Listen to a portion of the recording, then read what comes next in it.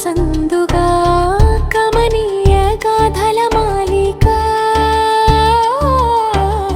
శ్రీశగాత్ర మాధుర్యం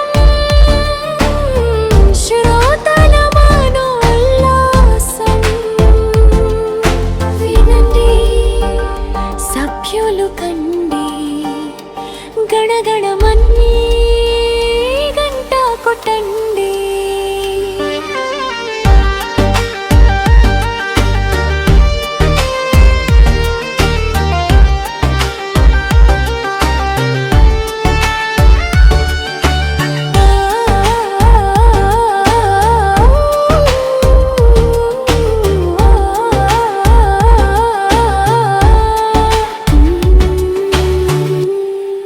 హలో అండి, అందరికీ నమస్కారం.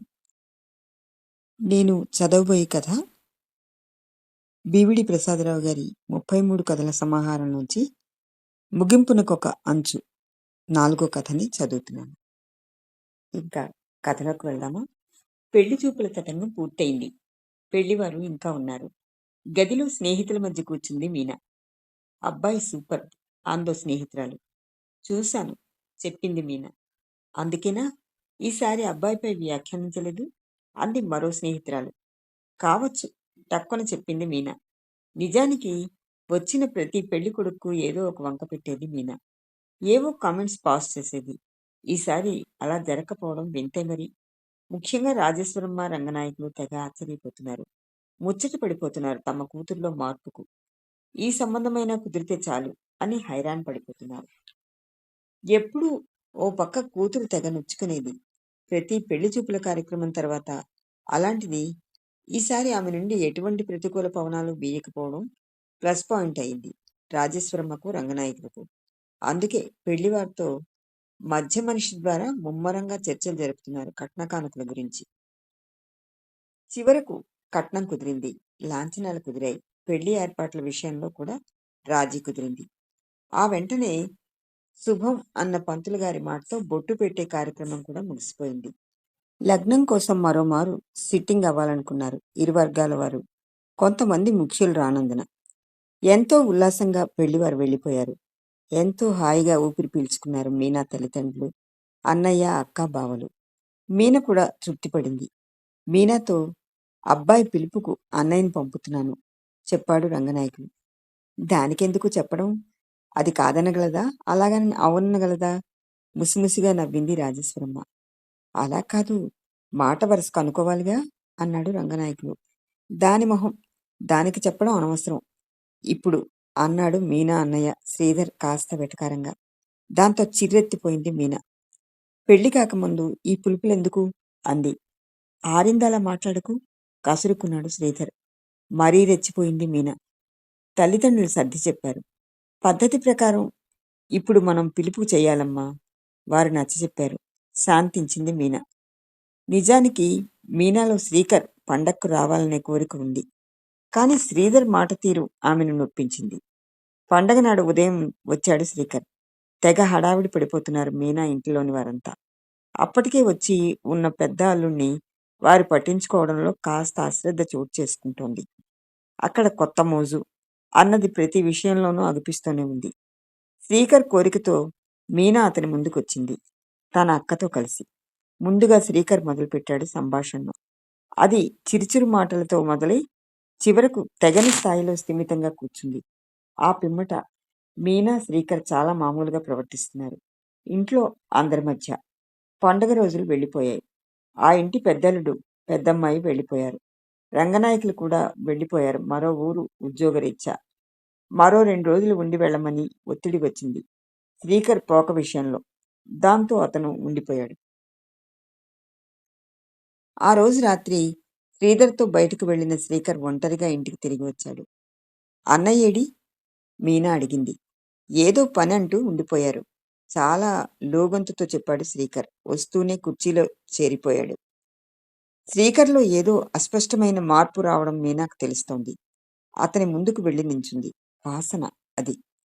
మీనా మనసు చుర్రుమంది. పక్క గదిలోకి వెళ్ళిపోయింది. ఆ వెంటనే తల్లితో అంది. అమ్మా, అతను తాగుతారు. రాజేశ్వరమ్మ తెల్లబోయింది.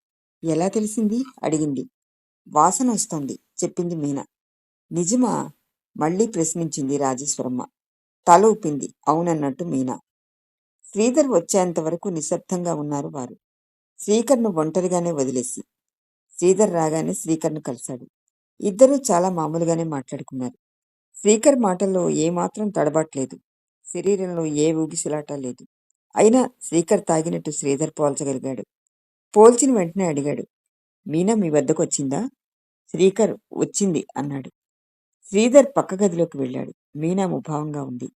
రాజేశ్వరమ్మ అడిగింది. అతను తాగుతాడా? తెలిసిపోయిందా? శ్రీధర్ డీలాగా అన్నాడు. కొత్త కాస్త బిడియం ఉండనక్కర్లేదా? ఇంత బరితెగింప? రాజేశ్వరమ్మ నొచ్చుకుంటోంది. శ్రీధర్ మాట్లాడలేదు. అప్పుడే వచ్చాడు అక్కడికి శ్రీకర్. ఏంటండి అంతా అలా గుసగుసగా మాట్లాడుకుంటున్నారు? నవ్వుతూ అడిగాడు. రాజేశ్వరమ్మ ఆ గదిలో కూర్చోండి అన్నది శ్రీధర్ని చూస్తూ. శ్రీధర్ కదిలాడు అక్కడి నుండి. పదండి అన్నాడు శ్రీకర్తో. శ్రీధర్ ఆ గదిలో నుండి పక్క గదిలోకి వచ్చేశారు. శ్రీధర్ ఎంతో ఓర్పుగా గడిపాడు. శ్రీకర్ భోంచేసి పడుకునే వరకు. శ్రీకర్ పడుకోగానే తల్లిని డాబా మీదకు తీసుకువెళ్ళాడు శ్రీధర్. శ్రీకర్ నిర్వాకం గురించి మాట్లాడుకుంటున్నారు ఆ తల్లి కొడుకులు. పెళ్ళైన తర్వాత తెలిస్తే నోరు మూసుకోవలసిందేగా. ఇప్పుడు అలాగే చేస్తేనే బాగుంటుంది. పైగా బొట్టు పెట్టడం అయింది. సంబంధం తప్పిపోతే మనకే చిన్నచూపు. కారణం విన్నవారు నొచ్చుకోవడం పోయి మననే నొప్పిస్తారు. ఈ లోకం అంతా. పైగా మీన నోరు పారేసుకునేది. ఏదో ఈ సంబంధం కుదిరింది.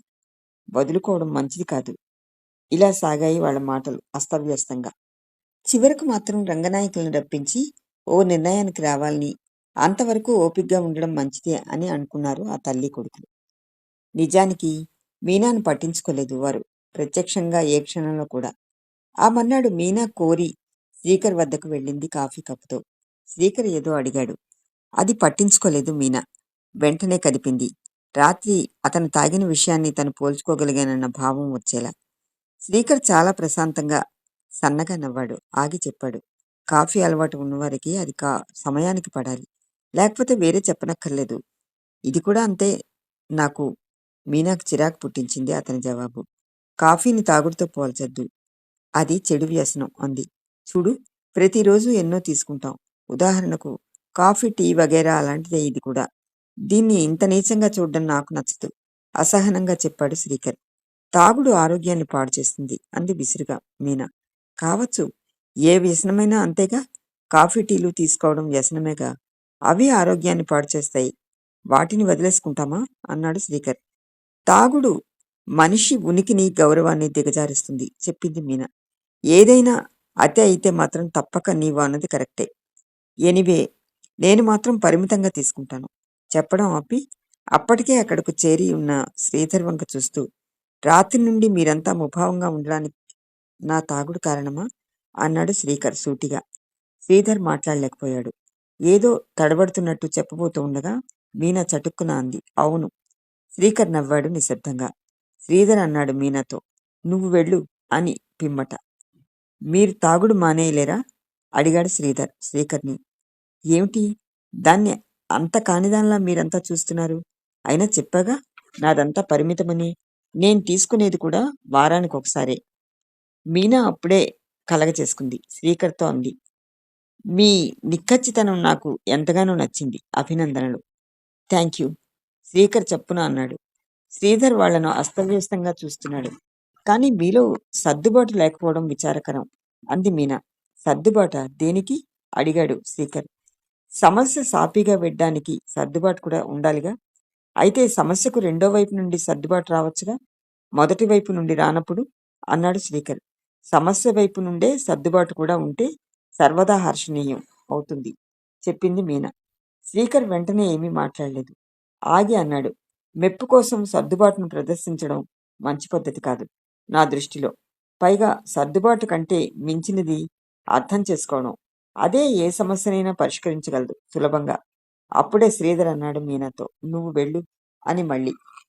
వద్దు, తానుండాలి. మా భవిష్యత్తుకు ఈ చర్చ ఎంతో అవసరం కూడా. భావాలు కలబోసుకోవడానికి ఇదే మంచి తరుణం అన్నాడు శ్రీకర్. అప్పటికే ఎప్పటినుండో ఆ గదిగుమ్మం తెర వెనుక తచ్చాడుతున్న రాజేశ్వరమ్మ కూడా కలగజేసుకుంది. మీనాను రమ్మనమని కేక వేసింది. మీనా ఆ సమయంలోనే కాస్త బిగువుగా మాట్లాడింది. చూడండి, నాకు నచ్చనిది తాగుడు మానేయండి. ఆజ్ఞ చటుక్కున అడిగాడు శ్రీకర్. కాదు, అభ్యర్థన చెప్పింది మీనా. ఆగి చెప్పాడు శ్రీకర్. సరే, అలాగే, అర్థం చేసుకున్నాను. నిజమా? ఆనందాశ్చర్యాల నడుమ నలుగుతోంది మీనా. అప్పుడే శ్రీకర్ చెప్పాడు, నన్ను నమ్ము, తప్పక. థ్యాంక్ యూ అంది మీనా ఎంతో నిశ్చితంగా ధీమాగా. సమాప్తం.